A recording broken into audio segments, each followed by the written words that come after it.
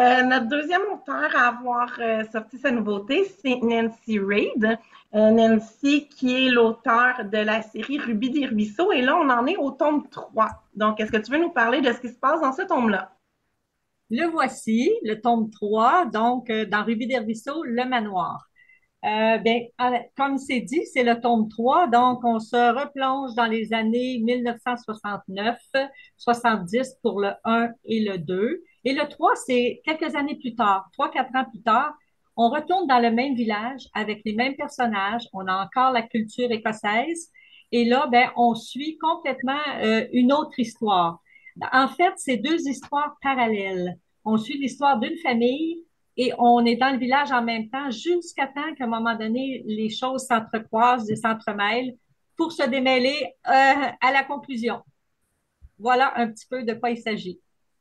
Super, encore là, je suis sûre que mes collègues ont des questions. Ils sont commencés par toi, Espéjane. Oui.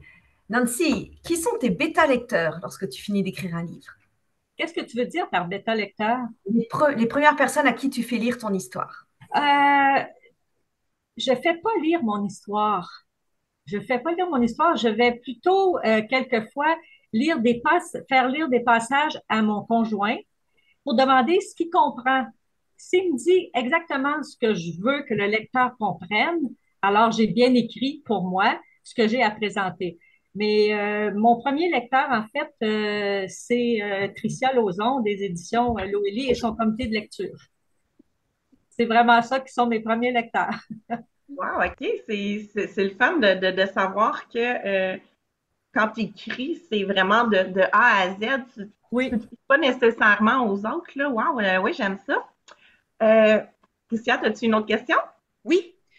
Bon, il semblerait que je suis un petit peu au courant que ta série a 4 tomes. Mais mettons que tu te la ferais demander. Est-ce que ce serait possible éventuellement d'aller chercher un 5e tome? Hey, tu m'aurais demandé ça il y a à peu près un an, je t'aurais dit non. Il me semble que j'ai tout dit, que j'ai fait le tour du clocher, comme on pourrait dire. Mais c'est bizarre parce qu'il y a à peu près 2 semaines, je me suis dit, il me semble que je retournerais. Il y aurait peut-être quelque chose à faire. Fait que c'est pas impossible. Ça va dépendre si l'éditeur est d'accord et s'il le souhaite. Parfait. Puis là, on vient de parler du tour du clocher. Là, tu nous lançais pas une petite annonce comme ça, là, avec le clocher de l'église de Ruby des Ruisseaux, là. Ah, à toi de voir. Ben, en parlant de lecteur, moi, je suis sûre qu'Isabelle serait ta bêta lectrice pour ton tome 5. Et Ah oui? Isabelle, justement, une question? Oui, j'en ai une pas pire. OK, je Je me t'écoute. demande quel personnage t'as préféré écrire et faire évoluer avec le temps. Je te dirais que c'est une bonne question, mais je te dirais que j'aime tous mes personnages. Il y en a pas que je déteste, même celle qui est vraiment détestable, je l'aime beaucoup, je suis attachée à elle parce que elle est très utile. Donc, je les aime tous, mais je te dirais que si vraiment t'en veux un, je te dirais que c'est Rebecca. C'est Rebecca qui se trouve être la peintre.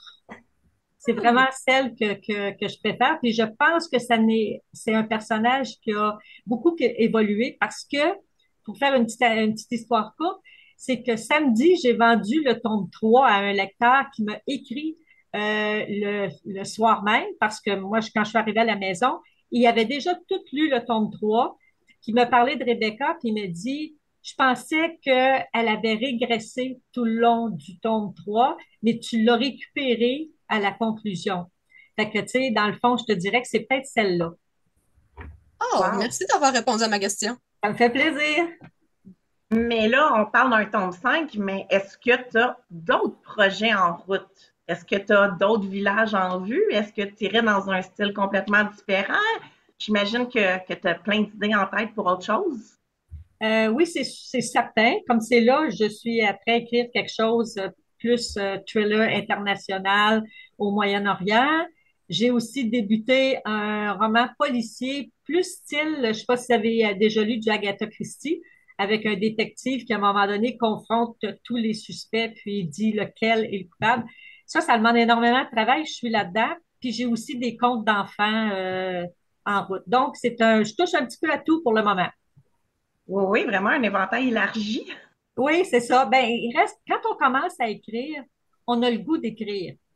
Puis on a le goût de toucher à différentes choses. Parce que je regarde ça, puis il y a juste le fantastique que j'ai pas touché et j'ai un projet là-dessus. Join the Madame club. Lauzon, vous êtes au courant qu'il y a du fantastique qui s'en vient. Ben, celui-là, je ne le présenterai pas tant que les 6 tomes, c'est un 6 tomes, ne sera pas complété. Puis c'est pour jeunesse. Ben, merci beaucoup, Nancy. Il y a eu un méchant scoop, là. Oui, vraiment. Je m'attendais pas à ça.